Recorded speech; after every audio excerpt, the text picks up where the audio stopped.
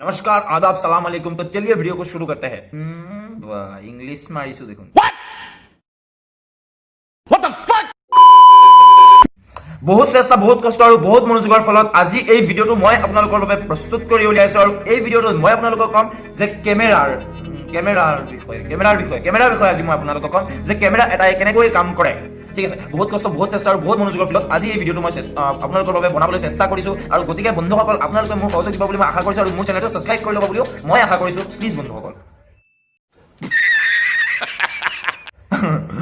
ঠিক আছে, কেমেৰা শব্দটো লেটিন ভাষাৰ এটা শব্দ যাক আমি কেমেৰা অবস্কিউৰা বুলি কওঁ আৰু এই কেমেৰা অবস্কিউৰাটোৰ শব্দটোৰ অৰ্থ হৈছে অন্ধকাৰ ৰুম। কেমেৰা অবস্কিউৰা শব্দটো হৈছে অন্ধকাৰ ৰুম। আপোনাৰ মনত কেতিয়াবা প্ৰশ্ন আহিছেনে যে কেমেৰাটো কেনেকৈ কাম কৰে, এই বাকচটোৱে কেনেকৈ কাম কৰে? আজি ক'বলৈ গৈ আছো বন্ধুসকল। এই মাত্ৰ মই আপোনালোকক কৈছো যে কেমেৰা শব্দটোৰ অৰ্থ হৈছে কেমেৰা অবস্কিউৰা আৰু এই কেমেৰা অবস্কিউৰা শব্দটোৰ অৰ্থ হৈছে অন্ধকাৰ ৰুম। এতিয়া এই অন্ধকাৰ ৰুমটোৱে আপোনাৰ ফটোটো কেনেকৈ তোলাই মই আপোনাক কৈ আছো। এই কেমেৰা অবস্কিউৰা মানে অন্ধকাৰ ৰুমটোৰ আগ চাইডে এটা সৰু ফুটা থাকে যাক আমি পিন হোল বুলি কওঁ। এই পিন হোলটো সদায় বন্ধ হৈ থাকে, কিন্তু যেতিয়া আমি ফটোটো ক্লিক কৰোঁ পিন হোলটো বহুত স্পীডত খোল খাই আকৌ জাপ খাই যায়।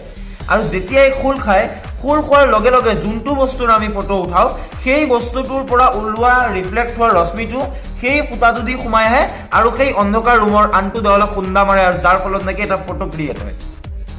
ঠিক আছে, প্ৰথম অৱস্থাত কি হৈছিল, যেতিয়া ফটো উঠাবলৈ এনেকুৱা এটা মেচিন বনোৱা হ'ল সেই সময়ত সেই পোহৰৰ ৰশ্মিটো অহাৰ পিছত অন্তটোলা খুন্দা মাৰি ফটো ওলাই গ'ল, কিন্তু ৰশ্মিটো নাইকিয়া হৈ যোৱাৰ লগে লগে সেই ফটোটো নাইকিয়া হৈ যায়। পিছত সেইটো বহুত চেষ্টা কৰি এনেকুৱা এটা প্ৰচেছ বনোৱা হ'ল য'ত নেকি আগফালে এটা লেন্স বনাই দিয়া হ'ল, যাৰ লেন্সটোৰ বাবে আপোনাৰ ফটোৰ ক্লিয়াৰিফিকেশ্যন আৰু অলপ বেছি ভাল হোৱা হ'ল আৰু পিছফালে এটা কি কাগজত এটা কেমিকেল লগাই দিয়া হ'ল যাৰ বাবে ফটোটো ৰখা মানে যিবিলাক চাপ আহিব সেইটো যাতে ৰখি যাব পাৰে। ঠিক আছে, সেই একেটাই প্ৰচেছ কৰা হ'ল আৰু আজিও যে আপোনাৰ মোবাইলত যোনটো কেমেৰা উঠোৱা হয় সেই একেটাই প্ৰচেছত হয়, কিন্তু আজি আৰু চিষ্টেমটো বেলেগ। আগত যেনেকৈ কাগজ আছিল এতিয়া কাগজ নাই, এতিয়া প্ৰচেছবিলাক বেলেগ, এতিয়া মানে মেমৰি কাৰ্ড আহি গ'ল, এইবিলাক আহি গ'ল। আৰু যি নহওক সেই আজিৰ কেমেৰাৰ বিষয়ে মই বেলেগ এদিন ক'ম, কিন্তু আগৰ কেমেৰাৰ কনচেপ্টটো মই আপোনালোকক লাষ্ট এবাৰ বুজাই দিছোঁ, ভালকৈ শুনিব।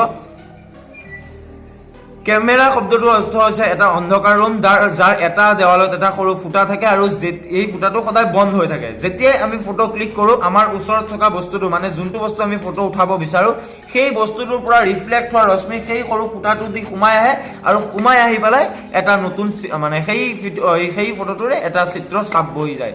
বুজি পাইছে? এইটোৱে হৈছে প্ৰচেছ। আশা কৰিছোঁ মই কোৱা কথাখিনি আপুনি বুজি পাইছে, আৰু যদি বুজি পাইছে ভিডিঅ'টো লাইক কৰি দিব আৰু প্লিজ সাবস্ক্ৰাইব কৰি ল'ব না, তেতিয়াহে নেক্সট ভিডিঅ' চাম। ঠিক আছে, ধন্যবাদ। জয় হিন্দ, জয় ভাৰত, জয় অসম।